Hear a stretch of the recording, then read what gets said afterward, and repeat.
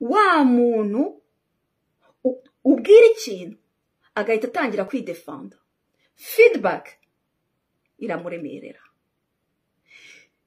Umwaka wa 2024 uragusunikira iyo ufite ikintu nk'icyo, niba ufite ikintu nk'icyo ngicyo muri wowe, kubasha kubona ibyo uri kubwirwa n'isomo bigufasha kwireba, kwigenzura,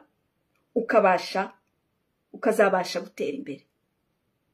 Bitari ibyo ngibyo, udashoboye kwakira feedback ugiye kubona mu mwaka wa 2024 ngo uhindure ubuzima bwawe, ngo wige kuyakira nko mu buryo bw'urukundo ituma uhinduka, ngo ubashe guhindura ubuzima bwawe, uyu mwaka wa 2024 ugiye kugira ibibazo psychosocial ubijyane n'abantu, kuko uzajya bazatangira kubwira ikintu, noneho ongeye wiprotege na ya mask yawe kugira ngo bitagira uhora wiprotege kugeza aho utangiye kwifungira na wenyine, nta muntu numwe. Kubera iki? Kubera gutinya yuko bakanda hantu bavuga cya kintu kikaza gikanda kuri ya emotion udashaka kumva.